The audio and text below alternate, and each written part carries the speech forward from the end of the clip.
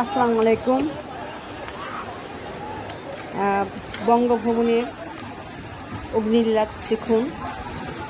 আজকের জয় হয়েছে আমাদের দেশে যুদ্ধ দেখিনি, শুনেছিলাম অনেক কিছুই, কিন্তু গত 1 মাস মনে হয় জন্য যুদ্ধ দেখলাম।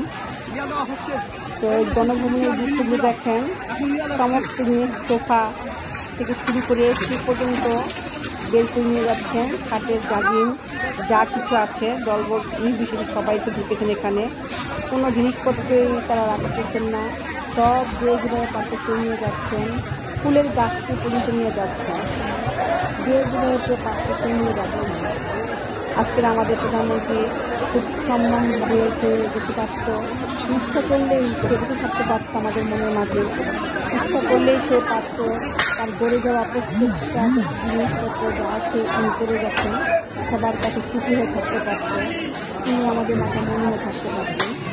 কিন্তু আজকে তার ভুলের কারণে তার সমস্ত কিছু মান সম্মান ত্যাগ করে দিতে হলো। তার বাড়িতে ঢুকে তার সব কিছু ছিন্ন বিচ্ছিন্ন হয়ে গেল। যেভাবে পারলো আর কি, তার গাড়ি থেকে শুরু করে এখানে একটা রাস্তা পর্যন্ত রক্ষা পায়নি, সব যেভাবে নিয়ে যাচ্ছে, ফুলের গাছটা বলে নিয়ে যাচ্ছে। কি বলবো আর। তো এই জিনিসগুলো দেখে ভালো লাগবে না খারাপ লাগবে জানি না, কিন্তু জয় বাংলাদেশ আমাদের হয়ে গেছে যেটা, তার জন্য আমাদের ভালো লাগতেছে যে আমাদের সন্তানদের অধিকারটা আদায় হয়েছে। আমাদের বাংলাদেশ, আমাদের দেশ, সন্তানরা জয়ী হয়েছে। একদিক দিয়ে ভালো লাগতেছে, আরেক দিক দিয়ে আমাদের প্রধানমন্ত্রী শেখ হাসিনার জন্য করুণা হচ্ছে যে সে দেশটাতে এসে যা করার তো করতে পারত, কিন্তু সে তার সমস্ত কিছু উল্টা করে গেল। তার বাবার নামটা কিন্তু সে নষ্ট করে গেল। যে সম্মানটা তার বাবার ছিল, শেখ মুজিবুর রহমান জাতির পিতা ছিল, সেটাও সে বিনষ্ট হয়ে করে চলে গেল। এটা আমার কাছে মনে হচ্ছে। আমাদের সন্তানদেরকে গুলি করে সে যেটা করে গেল, সেটা বিচ্ছিন্ন একটা কাহিনী। অনেক মায়ের অভিশাপ, অনেক বোনের অভিশাপ, অনেক সন্তানের বাবা হারানোর অভিশাপ সে এখানে রেখে চলে যায়।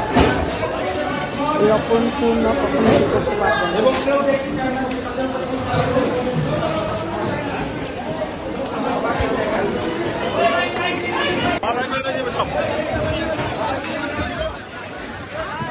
আসলে দেশটিতে আমাদেরই ছিল, আমার দেশ, কিন্তু তার কথা মতো ছিল যে জায়গায় যাচ্ছিলাম সেখানে বলা লেখা ছিল সেটা নাকি তার দেশ। এয়ারপোর্ট থেকে নামতে গেলে লেখা ছিল এ দেশ আমার দেশ, স্বাগতম শেখ মুজিবুরের দেশ। তখন থেকে খারাপ লাগতো যে দেশ তো আমাদের দেশ, সবার দেশ, জনগণের দেশ। একতরফা তাদের দেশ হয় কিভাবে, তার বাবার দেশ হয় কিভাবে। তো যাই হোক, এভাবেই আমাদের সরকারের পতন হলো। জনগণের সাথে কখনই কেউ পেরে করতে পারে না।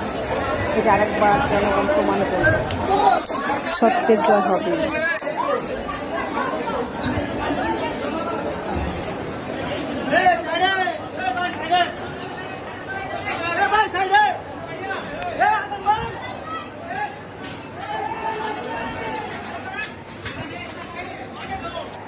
সব কিছু নিয়ে যাচ্ছে।